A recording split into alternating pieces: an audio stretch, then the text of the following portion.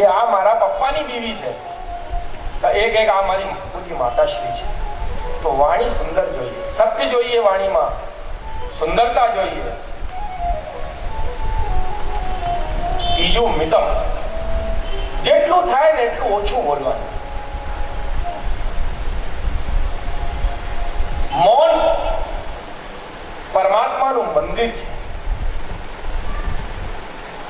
અને જેટલું આપણે મૌન રહીશું એટલું આપણું ચિંતન વધશે.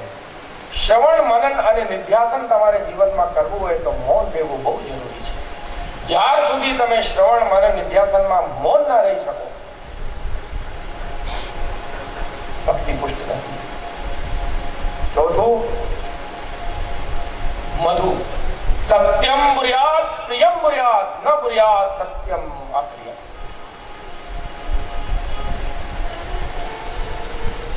સત્ય બોલવાનું અને પ્રિય બોલવાનું. મધુ એટલે મધુર. લોકો કહે છે कि सत्य तो कड़वा ही होता है. अरे भाई, सत्य कड़वा नहीं, तेरी जीवान कड़वी है. बोलो जय श्री कृष्ण. सत्य कोई दिवस कड़વો ના હોય, આપણને એને કડવો બનાવી દીધું છે સાહેબ. સત્યને કહેવાનું બી એક ઢંગ હોય છે અને જે મધુરતા છે એ સત્યને તમે આપી દો. એ જ રાજા પરીક્ષિત આજે ગંગાના કિનારે પર બેસ્યા છે અને સુખદેવજી મહારાજ એને કથા શ્રવણ કરાય છે અને એ રસમય કથા શ્રવણ કરાય છે. મોતનો ભય નીકળી જાય છે અને જ્યાં ભય હોય છે ત્યાં કોઈ દિવસ શાંતિ ના હોય અને જ્યાં શાંતિ નથી ત્યાં પરમાત્મા નથી. એ જીવનનું સત્ય છે, યાદ કરજો. આપણા ઘરમાં કોઈ માણસ આવ્યું હોય, આપણે એનું વેલકમ કરી છીએ ઉકેલી. આજે અતિથિ આવે, આપણે ઉકેલીને એમને વેલકમ કર્યું સાહેબ. અને એ અતિથિ અહીંયા બેસ્યા હોય અને પધારો પધારો, મારો એક મારીને ભૂકો એના ઉપર, ધન્ય ગણી ધન ભાગ પધારો. શું થાય? કઈ થાય? આ તરીકો છે બોલવાનો, એક રેસ્પેક્ટેડ પધારો. અને આમ ફેંકીને એનું વેલકમ કરીએ. This is not a way of talking. If you want to improve your talking, the 4 things you have to accept in your mind. Satyam, sushtu, mitam, madhu.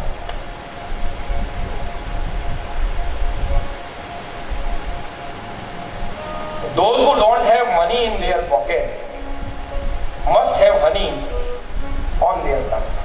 Those who don't have money in their pocket. તમારા જેબમાં પૈસા ના હોય ને ચાલશે. આ મધુર છે ને, વિશ્વ ભ્રમણ કરીને આવશો. બોલો જય શ્રી કૃષ્ણ. આ મધુર હોય તો આખા વિશ્વની તમે યાત્રા કરીને પાછા આવી જાય. પણ તમારી વાણીમાં મધુરતા ના હોય, કોઈ તમને ઘરમાં ના આવવા દે સાહેબ. આ જીવન.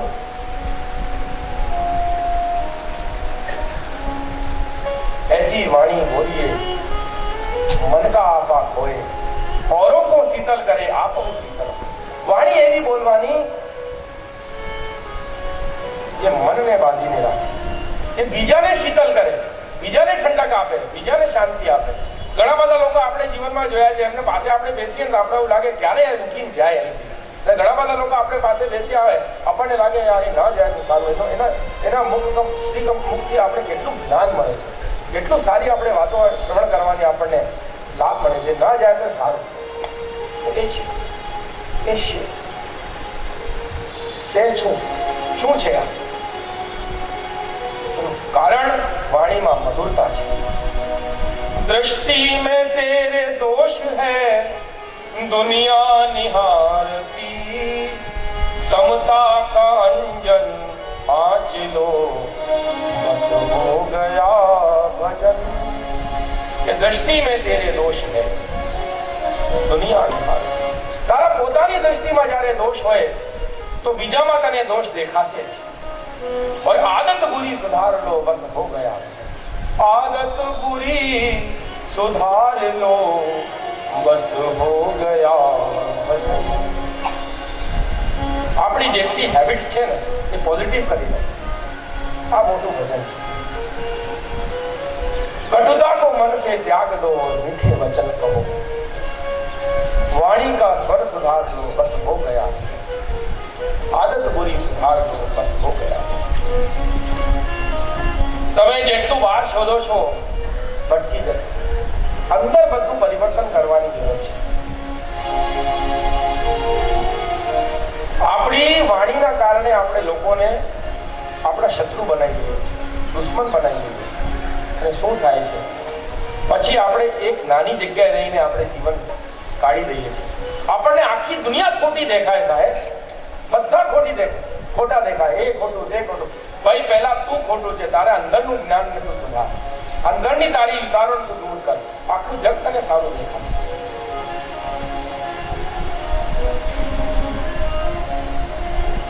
અને જેની વાણીમાં મધુરતા છે સમગ્ર વિશ્વ એનું મિત્ર બની જાય છે. અને એ જ વિશ્વામિત્ર જ્યારે વિશ્વનો મિત્ર બને તો એના અનુષ્ઠાન પૂર્ણ કરવા માટે ભગવાન રામ પોતે આવી જાય છે. બોલો જય શ્રી કૃષ્ણ. વિશ્વામિત્રના અનુષ્ઠાનને પૂર્ણ કરવા માટે રામ ભગવાન જાતે વિશ્વના મિત્ર છે. વિશ્વ બંધુત્વની ભાવના એના હૃદયમાં છે. વાણી ભગવાનની સેવામાં, ભગવાનની કથાનું જેટલું તમે તમારા શ્રીમુખથી કહી શકો, એની લીલાઓનું વર્ણન કરો, એ વાણી સારી.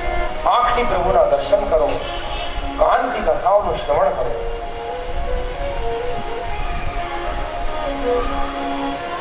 આ સંસારનું જે બનાવવાવાળા ભગવાન શ્રી કૃષ્ણ છે એ જગતના કરતા છે. અને કોઈ દિવસ વિચાર કર્યું છે તમે ઘર બનાવો ને, બાજુમાં ઉભા રહીને કહો છે કે મેં બનાવેલું છે સાહેબ, એ આખી બિલ્ડિંગનું આર્કિટેક્ટ મેં કર્યું છે. અરે સાહેબ, ઠાકોરજીએ આખા જગતનું આર્કિટેક્ટ કર્યું છે અને કોઈ દિવસ નહીં દેખાતા. એ જાતે કરતા છે પણ કોઈ દિવસ આઈને નથી કહેતા કે મેં બધું કર્યું છે. અને એવી રચના કે જેને મનુષ્ય પામી નથી શકતા.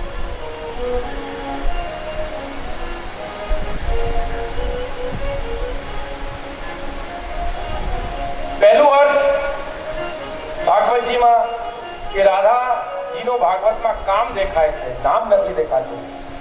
બીજું અર્થ, બીજું ભાવ છે કે રાધાજીનો ભાગવતજીમાં નામ કેમ નથી?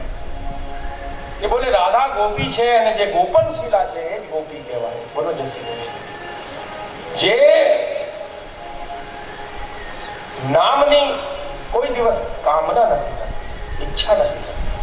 ગોપી એટલે ગોપનશીલા. कीर्ति वृषभानु की दुलारी, हमारी राधा गिरधर को प्यारी. कीर्ति वृषभानु की दुलारी, हमारी राधा गिरधर को प्यारी. કીર્તિ કુમારી છે, કોઈ દિવસ કીર્તિ પાછળ નથી ભાગતી, કોઈ દિવસ એને યશ નથી મળતું. She doesn't want any kind of fame.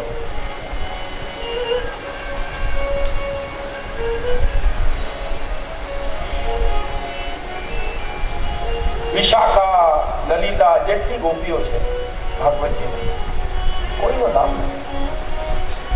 સામાન્ય જીવન એ આખો દિવસની દિનચર્યા, સવારમાં ઉઠીને ગાયનું દૂધ કાઢવાનું, એના પતિ માટે જમવાનું બનાવવાનું, જે એની દિનચર્યા છે. અંજન નાખે છે ઠાકોરજી માટે નાખે છે, કાનમાં જે પહેરે છે ઠાકોરજી માટે, હાર જે છે ઠાકોરજી માટે. એમની ભક્તિ જે છે એ ગોપનશીલા છે. નામની વાત કરો છે, ભક્તિ બી એની ગુપ્ત છે. તો નામની તો શું આકાંક્ષા રાખે? એમને કોઈ કામના જ નથી, કોઈ ઈચ્છા નથી.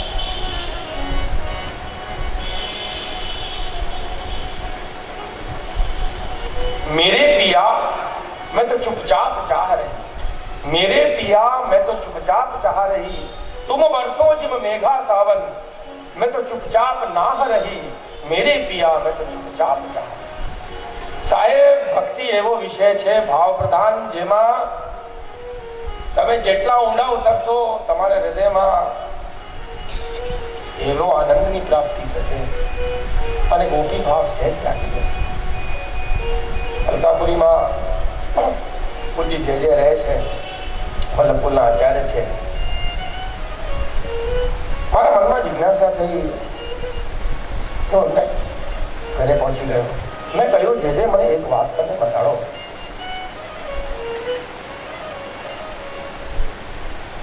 એ ગોપીઓ છે એ જ રાસમાં ગઈ. બધાને ખબર છે ગોપીઓ રાસમાં ગઈ છે. અને આપણને ખબર છે વેદોની ઋચાઓ, દંડકારણ્યના ઋષિ મુનિઓ કરોડો વર્ષોથી જેને તપ કર્યું છે એ જ ગયા છે. મેં એમને એ જ વસ્તુ પૂછી કે ગોપ કેમ રાસમાં નથી ગયા? ભાઈ ગોપીઓ ગઈ તો ગોપ પણ ઠાકોરજીના ભક્ત છે, એ બી બહુ અનન્ય લાડ લડાવે છે. અને જેટલું પ્રેમ ગોપીઓ કર્યું છે એટલા ગ્વાલબાલ પણ એના મિત્રો હતા, એના પરમ ભક્ત હતા. તો ગોપીઓ ગઈ છે પણ ગ્વાલબાલ કેમ નથી ગયા રાસમાં? બહુ સરસ એમને મને કહ્યું. એમને કહ્યું કે આ રંગમંચ છે, આ સંસાર એક રંગમંચ છે. અને એ રંગમંચમાં જ્યારે ઠાકોરજીને લીલા કરવી હોય, everything is pre decided. The God has everything pre decided. ભગવાને પહેલાથી બધું નક્કી કરી મૂક્યું છે કે આ કલ્પમાં મારે આ લીલા કરવાની, અને જે ભાવનાથી જે ભક્ત મને ઈચ્છા કરે છે પ્રાપ્ત કરવાની, પામવાની, એ પ્રમાણે હું જન્મ આપી દઈશ. જે ગોપીઓને પ્રભુને રસો વેસ, એ રસની પ્રાપ્તિ કરવાની ઈચ્છા ગોપી ભાવ તેઓને પ્રકટ કર્યા. જે ગોપ મિત્ર ભાવથી પ્રભુને સાથે લીલા કરવા માંગતા ગોપ બનાવ્યા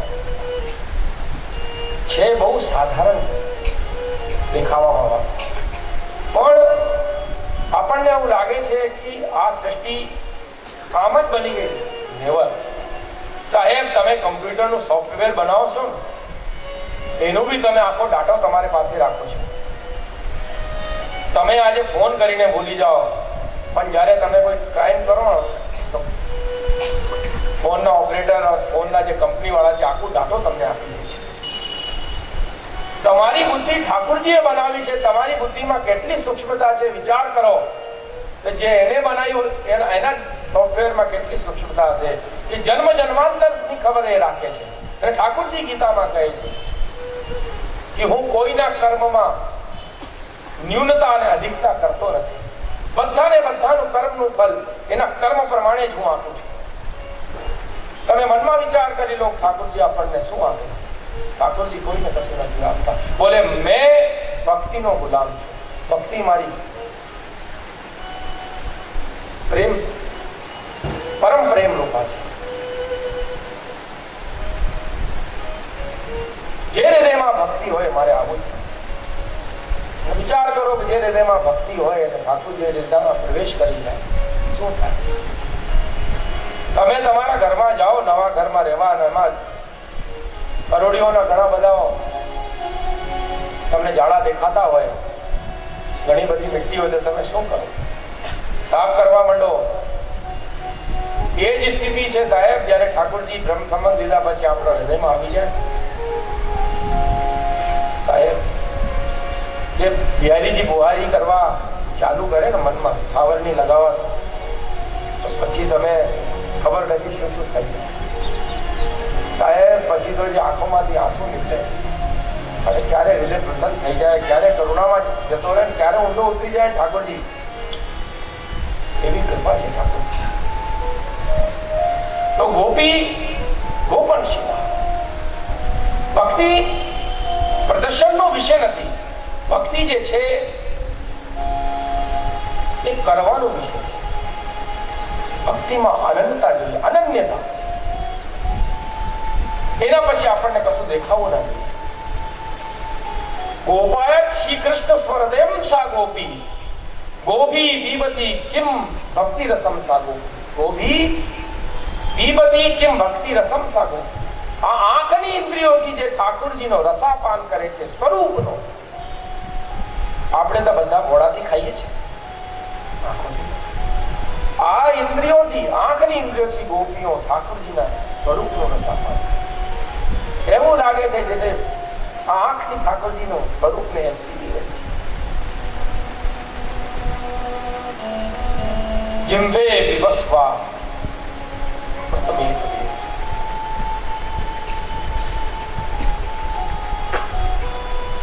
તો બી કોઈ દિવસ પ્રગટ ના.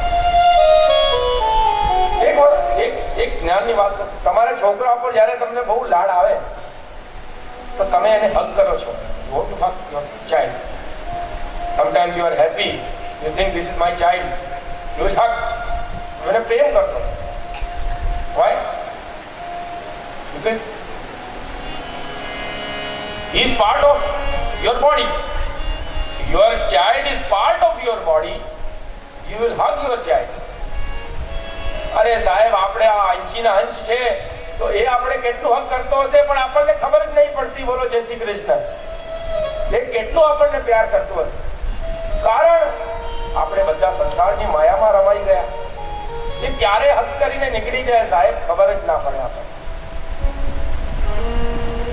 અને ફૂલની સુગંધ ક્યારે આપણા ઘરમાંથી મહેકીને નીકળી જાય પણ આપણને ખબર નહીં પડે. એ મહેકનો આપણે આનંદ નથી લઈ શકતા. ને આપણે ઘર દુકાનદારી અને સંતાનને મોટું કરવામાં જીવન કાઢી દઉં છું. જ્યારે માણો બહુ ઘરડો થઈ જાય, વૃદ્ધાવસ્થા આવી જાય એમની, અને શરીર કામ ના કરે, છોકરાઓને છે ને કહે છે પપ્પા તમે શાંતિ રાખો ને, અમે બધું કરી દઈશું. જે ઘર ઉપર, જે સંતાન ઉપર, જે પત્ની ઉપર, જે પૈસા ઉપર તમને અભિમાન હતું, 1 મિનિટમાં તમારું ધોવાઈ જાય. શું કારણ છે?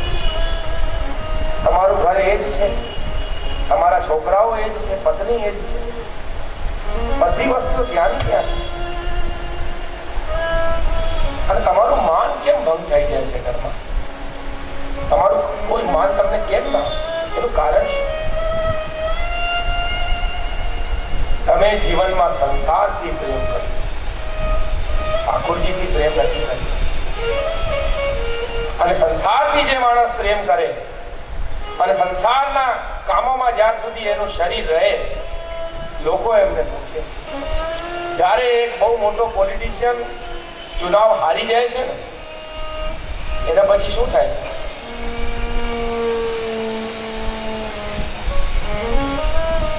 કોઈ એના ઘરે નથી જતો સાહેબ કે સાહેબ મારા કામ કરી લો. આપણે કહીએ છીએ ને કે ઉગતે સૂરજ કો સબ નમસ્કાર કરતે. આપણે બધા છે ને સવારનો જે સૂરજ હોય એને બધા નમસ્કાર કરે. અત્યારે કોઈ જઈને બહાર નમસ્કાર કરે, જાય છે આપણા સૂર્ય ભગવાન પશ્ચિમમાં, કોઈ ના કરે. તમે જ્યાં સુધી આ પરિવારમાં પૈસા કમાવીને લાવતા હતા, તમે લાવ્યા પૈસા કમાવાની, ત્યાં સુધી તમારી ઇજ્જત, માન, પ્રતિષ્ઠા બધી. અને જ્યારે તમે પૈસા કમાવાનું બંધ કરી દીધું, your body is not giving you the support, but you are not able to earn the money. After that, no meaning of life. And sometimes if you will be a bedridden થઈ ગયા, તમે સૂઈ ગયા પલંગ પર, પછી તો તમારી દશા એનાથી ખરાબ થવાની. બ્રહ્મચર્ય આશ્રમ, ગ્રસ્ત આશ્રમ, વાનપ્રસ્થ આશ્રમ અને સંન્યાસ આશ્રમ, 4 આશ્રમનું વિધાન. 4 આશ્રમનું વિધાન આપણે કહ્યું છે. કેમ ભાઈ? વાનપ્રસ્થ પહેલા ના કરી દેવાય, સંન્યાસ પહેલા ના કરી દેવાય. બ્રહ્મચર્યની વાત તો હોય છે કે તમારી જીવનની જે ઉર્જા છે એ તમે સાચવીને રાખી લો અને ઉપર લઈ જાઓ. ઠાકોરજીની ભક્તિ કરો, સેવા કરો, લાડ લડાવો. અને આપણે શું કરીએ છીએ? સંસારના કાર્યોમાં એ બ્રહ્મચર્યની ઉર્જા આપણે ખર્ચ કરી દઈએ છીએ. અને ધ્યાન પાસે જવાની તૈયારી કોઈની છે જ નહીં આજના ટાઈમમાં. મેં જયારે LLB કર્યું MS યુનિવર્સિટીથી 2000માં મેં વડોદરા સ્ટડી માટે MS માં આવ્યો. આજ વાઘોડિયા જગ્યા છે, રૂમ ઓર કિચનનું મકાન મેં અહીંયા રાખ્યું.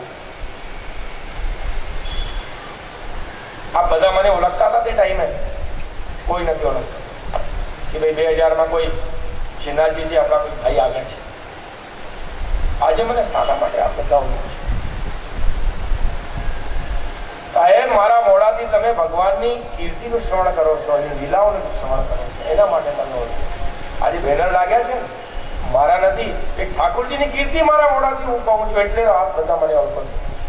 અને જે હું સંસારમાં લાગી જાઉં અને વકીલ બની જાઉં ને હાઈકોર્ટમાં સારી પ્રેક્ટિસ કરું, 10 લાખ રૂપિયા મહિના હું કમાઉં, મને કોઈ ના ઓળખે. ઠાકોરજી મને ભૂલી જાય સાહેબ. બોલો જય શ્રી કૃષ્ણ. કેમ કે હું એ અંશી છે, હું એનો અંશ છું. જેવી રીતે એક પુત્ર તમારો અંશ હોય છે, તમે એને જોઈને પ્રસન્ન થાઓ છો, એ એના પુત્ર